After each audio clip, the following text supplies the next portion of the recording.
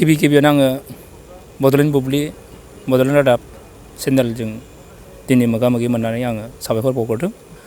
बे समाव मुलुगनि राज दरबाराव दिनै जोङो बे मुलुगाव बाथौ धोरोमखौ गेरेमसा आरो गोजौआव आवगायलांनो थाखाय जि हांखुर जाना खामानि मावबोबाय दं।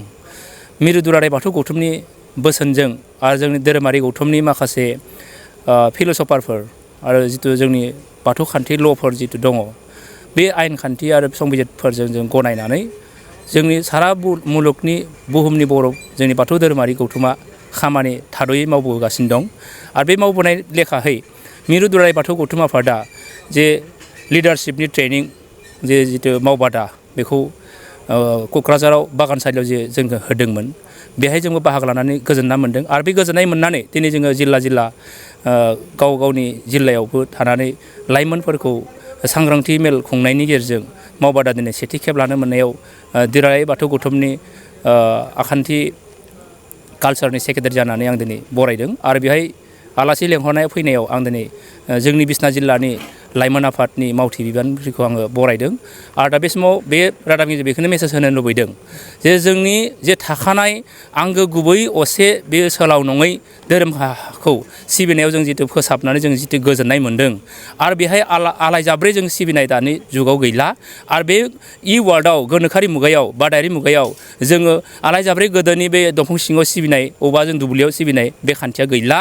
बेनिखायनो आं बुंगोन आरो बे बाथ्राखौ जे जोंनो माखासे मेडियाफोराव जों नुनो मोनो, ससियेल मेडियाफोराव बेरखांबाय थादों जे जोंनि बाथौ धोरोमाव लोब फैनाय सुबुंफोरखौ दिनै नुबोदों।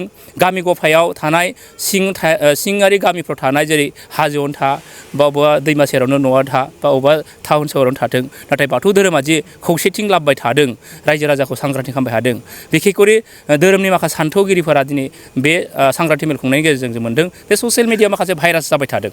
आं नुना मोन्दों, नै मैयाबो फेसबुकाव मोन्दों जे माखासे जोंनि बर'निनो जोंनि आंगोनिनो बर' बिमानिनो फिसाफोर, दा बिथांमोना गुबुन धोरोमखौ लानानै जोंनि बाथौ धोरोमनि माखासे खैसार बाथ्राफोरखौ एसे बुंनायखौ जोङो मुगैथावना बायदि मोन्दों।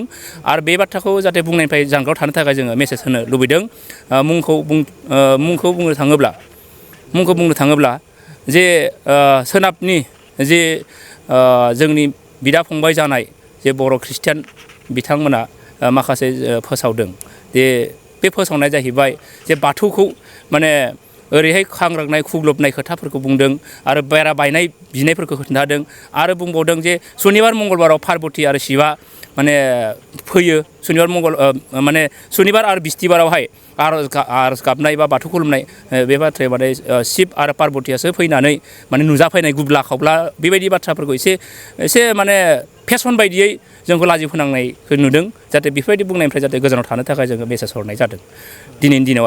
आरो बे सांग्रांथि मेलाव जोंहा बे बिसना जिल्लानि सिङाव थानाय जे जोंनि वर्कार्सफोरा, जोंनि बिबानगिरिफोरा, मावथि सांग्रांफोरा जिहेतु जोंनाव लोब दावगाबोबाय थादों। बे दावगाबोनाया माखासे जोंनाव धोरोमनि माखासे तत्वफोरखौ मोनथिनो आरो सोदांनो, सासे लिडारनि आखल आखुआ बोरै जानांगौ, बोरै थानांगौ, मानसिखौ बोरै सिबिनांगौ, धोरोमखौ बोरै लांनांगौ, आगयाव लांनानै बोरै जों थांनो हागोन, बिनि बाथ्राखौ लानानै दिनै थानो गोनां माखासे गुनफोरनि सायाव जे दिनै जिल्लानि गौथुमनि बिबानगिरिफोरखौ ज' सावरायलायनानै आनसलिक जेरै न'दुवार आनसलिक, बालिसां आनसलिक, बिसनाथ आनसलिक आरो नोगोर आनसलिक टाउन सिटि, नै दा जों जेराव बुंबाय थादों बे सुर्यनगर बाथौ थानसालि सिङाव, बेनिफ्राय ओरैहाय सोनाब गहपुर आनसलिक आरो सानजा गहपुर आनसलिक, बे 6था आनसलिकजों जों मोनद' आनसलिकजों जोङो बिसना जिल्ला दाफुंनानै लानाय बे लिडारशिपनि ट्रेनिं दिनै गिबि खेब दिनै जाजेननायाव बे बाथ्राखौ सावरायनो मोननानै खोब गोजोनदों। आरो माखासे ससियेल मिडियाफोरनि भाइरासफोरखौ मोननानै दिनै सावरायनायबो जादों।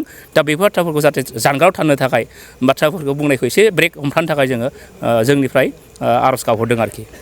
बे बाथ्राखौनो बुंनानै आं दिनै गोजोननाय फोरमायगोन जे जोंखौ निन्दा खालामब्लाबो इसोरा निन्दा होजाया।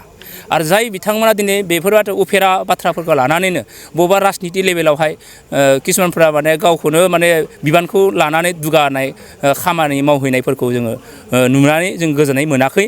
जे जोंखौ बाथौ धोरोमनि गासैफोरखौ जोंखौ जाहाथे हांगार दाफोनथों। आरो जे बाथ्राया बेनो जे बबेबा मोनसे राजनितिनि दोलोआव हाबनानै धोरोमनि खोथाफोरखौ ओंखारनो मोना, बेयो खुनु माबायाव गैया, खुनु संबिजितफोराव लिरनाय गैया। बेखौ जाहाथे एसे सालायफोरखौ हमथानानै बेलेग बाथ्राफोरखौ बुंनानै लायो आरो इसोरखौ दोनखोमानानै हेखमानानै राजनितिनि बाथ्राफोराव जाहाथे